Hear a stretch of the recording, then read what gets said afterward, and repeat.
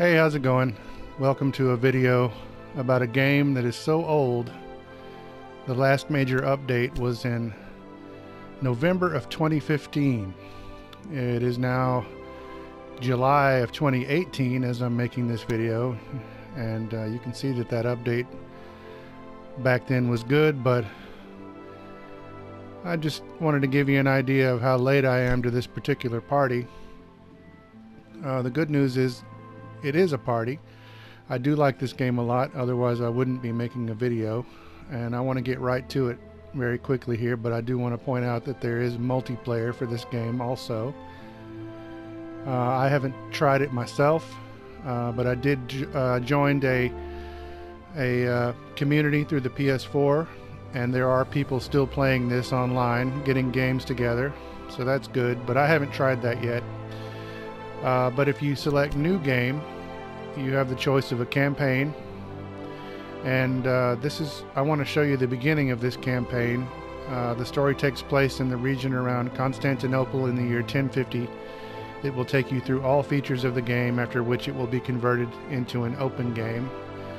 I have a campaign going, and I've been playing for quite a while, but I have not reached the point where it converts to an open game, so I have no idea how long that takes, but I am enjoying it, and that's the important thing. But open game is the other option if you want to start a new game. This game mode allows you to customize starting conditions and the difficulty level. You can customize where you start on the map and how many AI opponents you have, and what your starting money, your starting funds, how much money you have at the beginning, how much money they have at the beginning, and an overall difficulty level. I haven't tried that either, but I plan to after I get through with the campaign here. So I've gone on long enough. Let's just jump right into this. The campaign makes you play as this character, Leon Vasilios, and you can see his portrait there. If you play multiplayer or if you play the open game, you can choose a different portrait. There are a pretty good number of choices: men and women, old men, young women, and so you can choose your portrait. You can change your name, and then as you see, you can you can design a crest. I believe that this is my crest in my normal game, so I'll go ahead and stick with this, and let's get to it. First of all, we're going to have a little bit of a tutorial about the basic controls, and I will try to get through this as fast as possible while also giving you some information that they don't really tell you outright. But anyway, would you like a short introduction about the basic controls? Yes, I would. Okay, the game world is vast. You can use the right analog stick to adjust the section of the world that is visible. Now zoom out as far as possible. This gives you a basic idea of how big this map is. The next part of the tutorial is to use the left stick to move the camera around, so I'm going to do that, but I'm going to also show you how big this map is. It's pretty large. So obviously you have to have scouts or other units move through the world to uncover it, but it gives you a little idea of how big the map is, and I'm going to go ahead and show you this really fast. This is another format for the map, and where we are starting is in the very center there. It's the Balkans, and that kind of brownish dot is my first city. You do start off with the first city, and then up to the north you have Scandinavia, down to the south you have North Africa, and then you have Britannia, France, and Italy over in the west. You have Russia to the east, the Caucasus to the east, and then Arabia also, like there to the southeast, and then you have Byzantium, Kiev, Poland, Germany, and Italy. So that gives you an idea of how big this map is. Okay, now zoom in all the way to the town to better observe your subjects. And as you can see, there's a pretty good amount of zoom. So you zoom with the right analog stick, and then you can also rotate the camera with the right analog stick. Now zoom out until the town name and symbols of Sofia are displayed. So that's what they're talking about there. And press and hold down L1 to select the scout. So I'm holding L1, and then with the left stick I can move around this menu, and then I select the scout with X. Now use square to select a position outside the town. So it's nearby. There we go. And there goes the scout. Now send your scout to the nearby town of Budapest. Move the scout close enough such that the town is within his range of view. So obviously this where the clouds are clearing away, that's his range of view. So if I put him right about there, it should be fine. And we can watch him ride along the road here toward Budapest. He's avoided the sheep there. That's good. Went into the forest. I guess he had to pee right there. And he's cooling off his feet in the river a little bit. And there he is at Budapest. And this brown cloud around Budapest means that the town is in a state of famine. There are various negative things that can happen. Famine is one of them. Okay, because the town Budapest is within your scout's range of sight, you can use X to open the town center, then select the diplomacy tab. So X, and then R1 for diplomacy. Oh, you're here. I feared that you would come. Yeah, I bet you. I think I actually used that face for my my multiplayer. That's interesting. Okay, now make an offer by offering at least 19,400 and asking for a trade agreement. So we'll go to submit an offer. What else are you trying to sell me? We're trying to get a trade agreement here. So there's that. That's our demand. And then they say to give him at least 19,400. So I guess I pretty much have to give him 20,000. So there we go. And triangle to make the offer. And there we go. This offer looks right. Yeah, it looks right. Yeah. Okay, a trader is waiting to be assigned a task in Sofia. Move to focus on the town and press and hold down L1 to select it.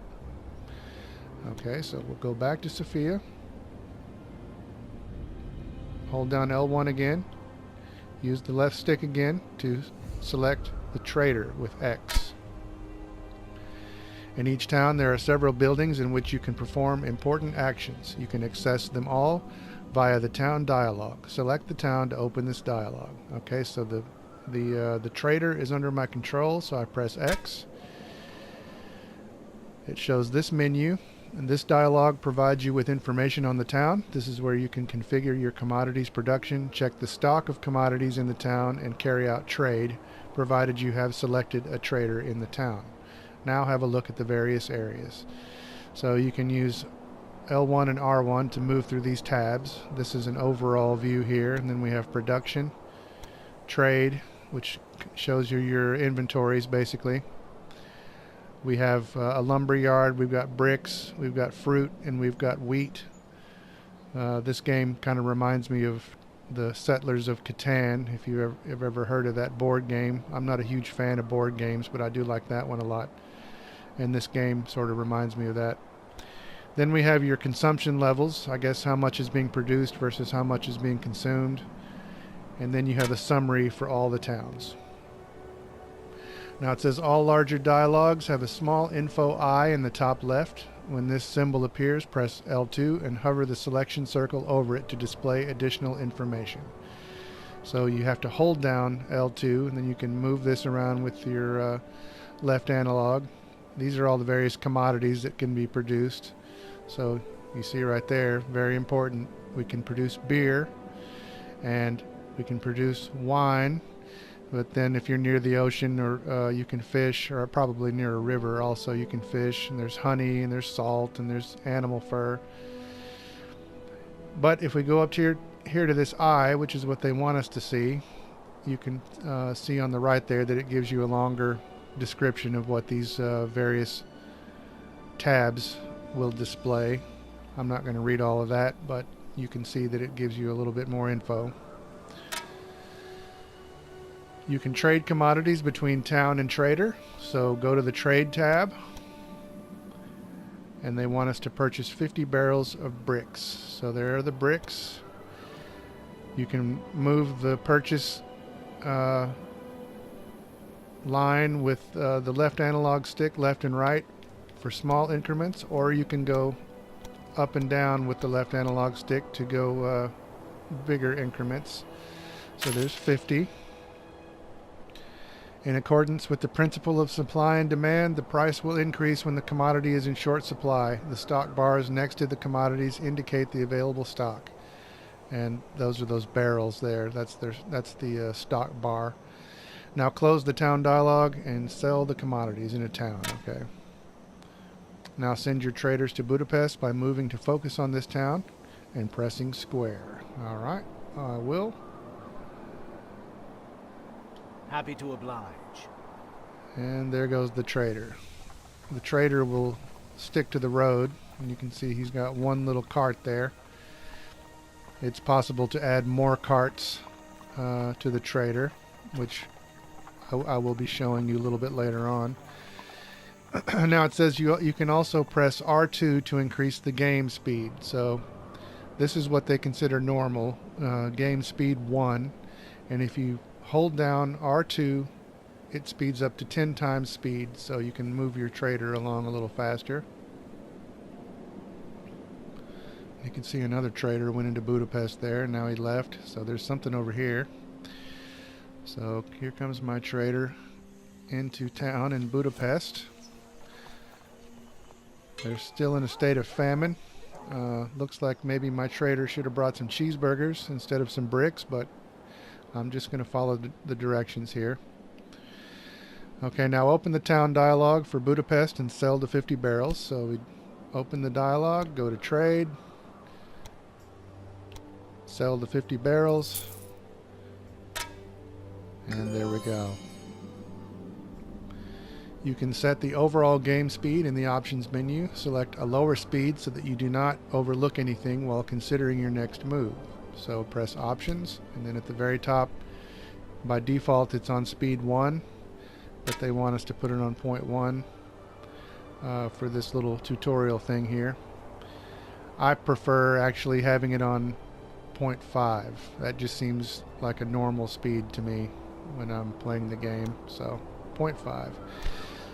In addition to the game speed, units of yours which are currently without a task will also be displayed. You can select these units by pressing and holding down L1. Depending on whether the focus is currently over town, the countryside, or the sea, you will be shown a different category of available units. So all that is this same menu, and it just depends on where you are as to what this shows. If you're over your town, you'll see the units in that town. Like I can't select my trader or my scout because they're all the way up there.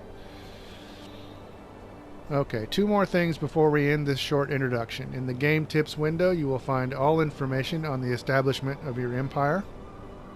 Have a look at these tips. So we press options, go to tips, and you can see there's a lot of information to scroll through here. You can scroll with the right analog stick. You can change categories with the digital pad or the left analog stick, and then when you find a category you want to look at, you press X, and then you can read through that.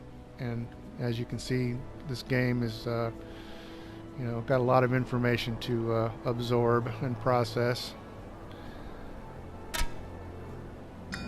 Okay, the basic introduction is now complete. Additional information is available at the help dialog and will be provided by tips, which will be displayed during the game.